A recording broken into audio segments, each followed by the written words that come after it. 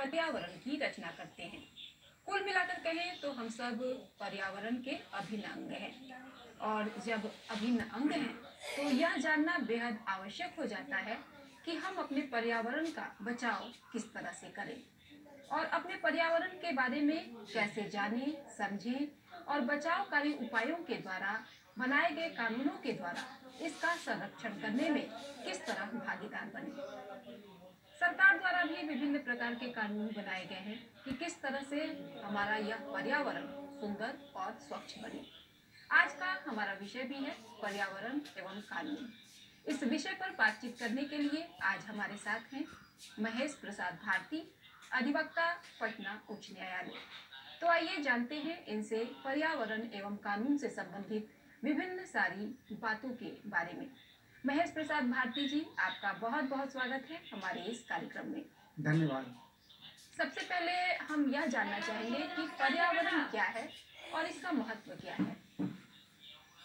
पर्यावरण वह सारी चीजें हैं जो हम अपने आसपास देखते हैं। Environment includes everything which we see around us in our surroundings. पर्यावरण के विभिन्न कंपोनेंट्स हैं। विभिन्न कंपोनेंट्स में जैसे जल पर्यावरण का एक कंपोनेंट है, मिट्टी पर्यावरण का एक कंपोनेंट है, हवा वायु पर्यावरण का कंपोनेंट है, फिर वन वन्य जीव और मानव जाति। पर्यावरण भी दो प्रकार के हो गए, एक हो गए प्राकृतिक पर्यावरण और एक हो गए आर्टिफिशियल पर्यावरण, बनावटी मानव निर्मित पर्यावरण। तो प्राकृतिक पर्यावरण वो है जिसे प्रकृति ने हमें दिया है, जैसे वन, नदी, समुद्र, ये सब प्राकृतिक पर्यावरण है। और मानव निर्मित पर्यावरण हमारा जो ये शहरी विकास है, ये जो ऊंचे ऊंचे मकान देखते हैं, पक्की सड़कें देखते हैं, गाड़ियां देखते हैं, मशीनरी देखते हैं, इंडस्ट्री देखते हैं, ये मानव निर्मित पर्यावरण है। तो आज के परिप्रेक्ष्य में हम यह देखते हैं कि मानव निर्मित पर्यावरण को अंधाधुंध विकास की ओर ले जाने के क्रम में जो ईश्वर प्रदत्त पर्यावरण है, जो प्राकृतिक पर्यावरण है, उसके बारे में मानव जाति बिल्कुल सोचना बंद कर दिया है। उसके संरक्षण के बारे में कभी ध्यान नहीं दिया। और इसके लिए सर्वप्रथम 5 जून से लेकर के 16 जून 1972 में स्टॉकहोम स्वीडन में यूएनओ का कॉन्फ्रेंस हुआ। और यूएनओ कॉन्फ्रेंस में पहली बार पर्यावरण के महत्व की चर्चा हुई और दुनिया के सामने पर्यावरण के महत्व की जानकारी दी गई और दुनिया के देशों की सरकारों को स्टॉकहोम कॉन्फ्रेंस में गाइडलाइंस दिए गए कि हर एक देश, हर एक राज्य सरकारें पर्यावरण संरक्षण के लिए नियम और कानून बनाएं, पर्यावरण संरक्षण के लिए प्राधिकार बनाएं। इस प्रकार से हम देखते हैं कि पर्यावरण का महत्व हमारे जीवन में बहुत अधिक है। जी, बहुत ही अच्छी बातें बताई आपने। और पर्यावरण जो है वो 2 तरह का है, ये तो बहुत ही अच्छी जानकारी थी। लेकिन अभी के समय में मानव निर्मित जो पर्यावरण है उससे प्रदूषण हो रहा है।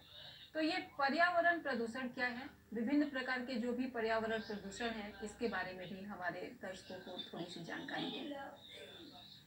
पर्यावरण संरक्षण अधिनियम के अनुसार, उसके धारा 2C के अनुसार प्रदूषण वो सारी चीजें हैं ठोस या तरल रूप में जो पर्यावरण के लिए हानिकारक है, वही पर्यावरण प्रदूषण है।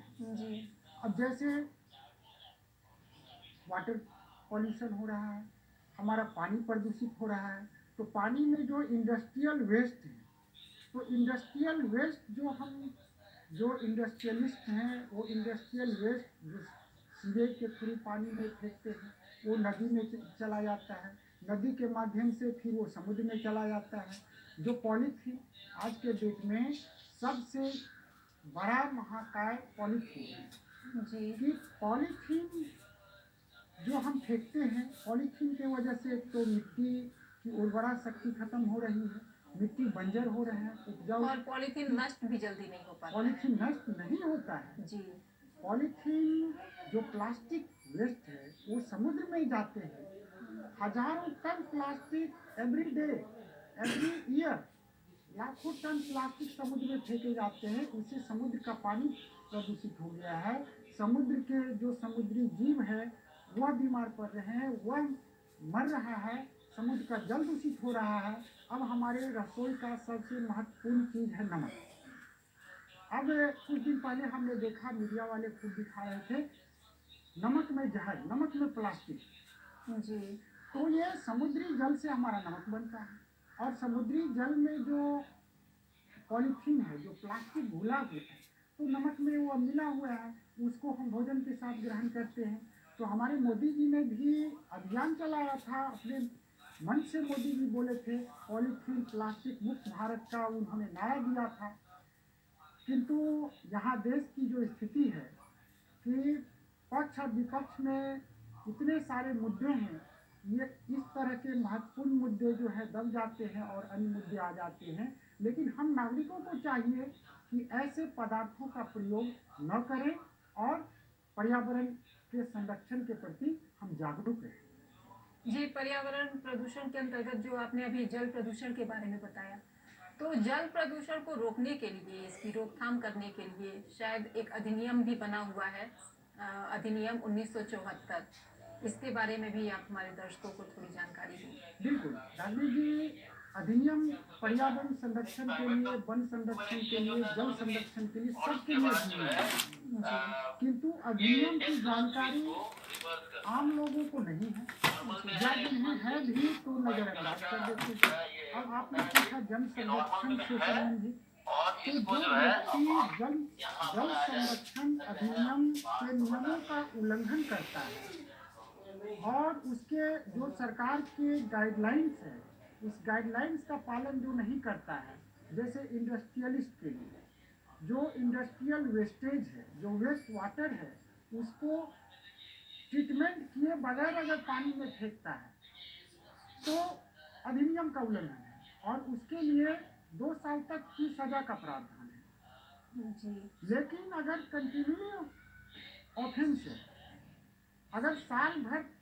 आप लगातार पानी को प्रदूषित कर रहे हैं, तो 7 साल तक का जेल की सजा हो सकता है। जी इन बातों पर लोग ध्यान नहीं देते हैं और लगातार जल को प्रदूषित कर रहे हैं।